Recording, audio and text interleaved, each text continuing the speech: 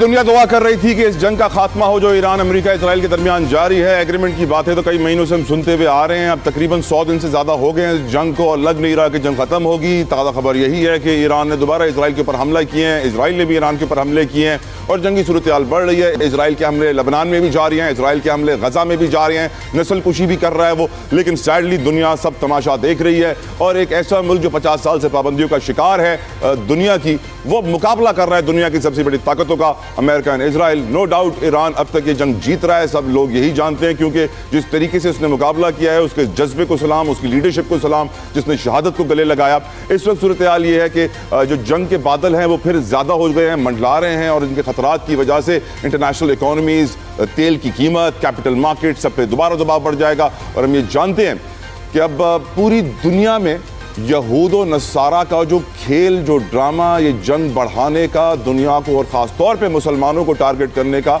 अब ये पूरी दुनिया के सामने आया हो चुका है, वाज़ेह हो चुका है। अमेरिका में 70-80% आबादी लोगों की इसराइल से नफरत करती है और इसराइल को दहशतगर्द समझती है, जिसकी वजह से इसराइल बड़ा परेशान है, क्योंकि न्यूयॉर्क, इसराइल तेल अवीव के बाद सबसे ज़्यादा यहूदी न्यूयॉर्क में रहते हैं, उनका घर है। तो अमेरिका के अंदर उनकी मुखालफत, दुनिया में उनकी मुखालफत। अब जेराड कुशनर ने एक आइलैंड खरीद लिया अल्बानिया में, जिसके ऊपर अल्बानिया के लोग निकल आए, ऐसा एहतजाज किया। लेकिन क्योंकि अल्बानिया के प्राइम मिनिस्टर एक क्रिश्चियन जू हैं, मुसलमानों की बड़ी तादाद अल्बानिया में भी रहती है, लेकिन फिर भी वहाँ क्रिश्चियन जू एक प्राइम मिनिस्टर है और उन्होंने जेराड कुशनर का ही साथ $1.4 बिलियन का बेचा है। आइलैंड बड़ी रकम है, लेकिन दुनिया जान गई है और अब मुसलमानों को चाहिए कि उनकी सफ़ों में इत्तेहाद और यकजहती पैदा हो। खैर, इस पर गुफ्तगू करेंगे। रज़ा हारून साहब भी इंटरनेशनल फ्रंट के ऊपर बहुत नोहाव रखते हैं, नॉलेज रखते हैं। रज़ा हारून साहब, I start from you again. आपकी नज़र में ये जंग के बादल जो दोबारा मंडला रहे हैं, इवन दो कि पाकिस्तान की भरपूर कोशिशें भी जारी हैं और अब तक जो सिचुएशन अच्छी हुई है वो पाकिस्तान की वजह से ही हुई है, आपकी नज़र में हम किस डायरेक्शन में जा रहे हैं? आप कितने ऑप्टिमिस्टिक हैं कि ये एग्रीमेंट होगा या फिर ये सिचुएशन ऐसे लिंगर ऑन करती रहेगी? रज़ा भाई, एक तो ये सिचुएशन का इसी तरह चलते रहना, ये फरवरी से, आपको याद होगा फरवरी से सिलसिला चल रहा है, हम जून में आ गए, तो ये इसी तरीके से चलते रहना तो किसी तौर पे भी ना ईरान के लिए, ना अमेरिका के लिए, ना हमारे रीजन के लिए, पाकिस्तान समेत या पूरी दुनिया के लिए किसी तौर पे भी फायदेमंद नहीं है।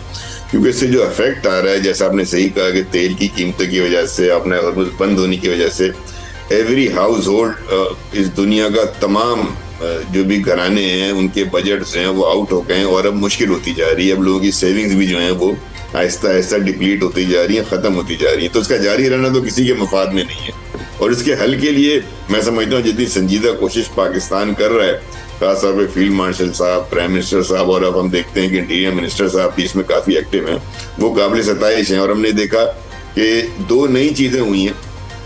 एक तो ये हुआ है कि इस जंग सीज फायर के बाद दो मकामात ऐसे हैं जब सदर ट्रम्प ने बाकायदा सरजनिश की है इसराइल के वज़ीर-ए-आज़म नेतन्याहू की और सख्त तरीके से हमारे यहाँ जैसे कहते हैं क्लास ली गई है और उनको मना किया गया है कि वो अमेरिका की पॉलिसी से हट के जो वो एक्टिविटीज़ कर रहे हैं, जैसे रीजन में जो है वो इंस्टेबिलिटी हो रही है, वो नापसंदगी का इज़हार किया गया। ये मैं समझता हूँ कि पहली दफ़ा मैं देख रहा हूँ कि अमेरिका भी अब इस बात को समझ रहा है कि इसराइल जो है वो बेसिकली फितना है, बड़ा फितना है और किसी भी अमन की कोशिश में सबसे बड़ी रुकावट उस रीजन के अंदर, दुनिया के अमन के अंदर रुकावट और फितरे वाली बात इसराइल की है। तो ये तो एक बात स्टेप अमेरिका के अंदर कम से कम प्रेसिडेंट ट्रम्प साहब को भी हो गई है। दूसरी बात ये है कि इसराइल की अगर आप बात देखें तो उनका जो एक बाकायदा एक पॉलिसी है, और पिछले दिनों उन्होंने बड़ी फेक न्यूज़ ही फैलाई थी, आपको याद होगा, पाकिस्तान को लेकर। वो इस बात से बड़ा खाइफ है, इस बात से बड़ा पेशेमान है, परेशान है कि इस पूरे एपिसोड में, इस पूरे कॉन्फ्लिक्ट में पाकिस्तान जो कि एक मुस्लिम स्टेट है और एक ideologically created in the name of Islam state है, उसका कद बड़ा है, उसका वकार बड़ा है, उसकी लीडरान की जो है से बड़ी है और पाकिस्तान का एज अ नेशन अक़वाम आलम में जो है बहुत ज़्यादा एहतराम की निगाह से और एक मजबूत मुल्क की देखा जा रहा है। तो ये इसराइल की जो उसकी कोशिशें थी, उसकी जो अपना रीजन फैलाने की असर, उसके लिए एक बहुत बड़ा सवाल बन गया, बड़ा धब्बा बन गया उनके लिए। और उसी तरह से अगर आप ये देख रहे हैं तो पाकिस्तान की कोशिशों के बाद अगर आपने आज सुबह भी देखा होगा, सऊदी वजीर खारजा ने भी बात की है ईरानी वजीर खारजा से। बिल्कुल ठीक रज़ा भाई। I have to move forward to Usma Kardar साहिबा। उस्मा साहिबा, आप इस वक्त इस इंटरनेशनल सिचुएशन को कैसे देख रही हैं? आपकी नज़र में क्या एग्रीमेंट होगा, नहीं होगा? और मुसलमानों की सफ़ों में इत्तेहाद।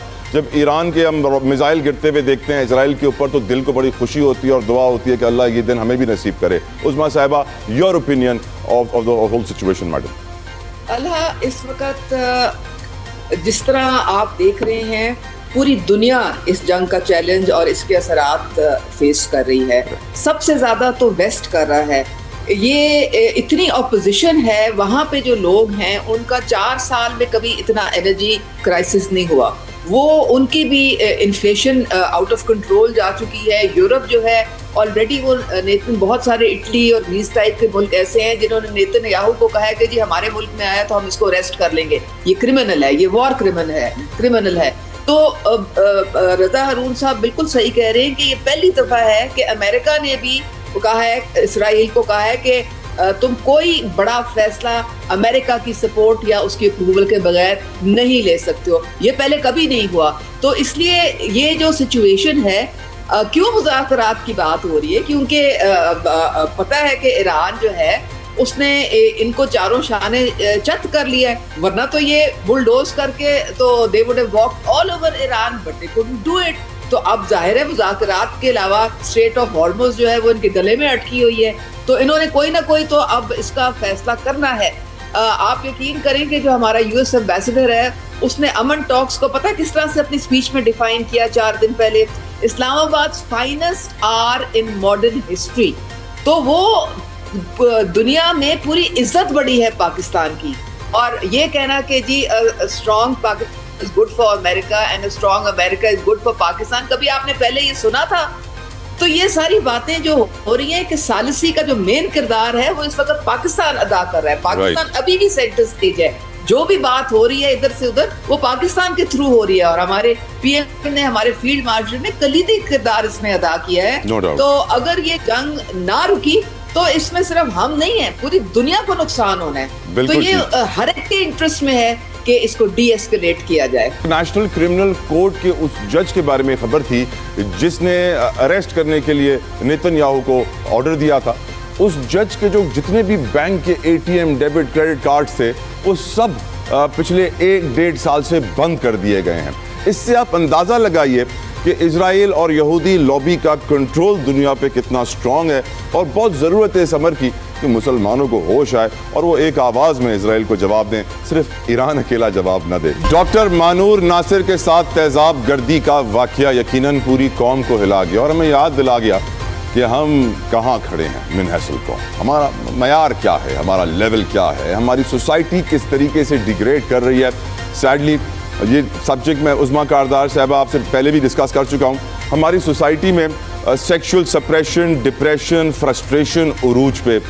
ये कभी कोई टिकटॉकर को आई लव यू बोले और लड़की जवाब ना दे तो उसके घर में घुस के कत्ल कर दें।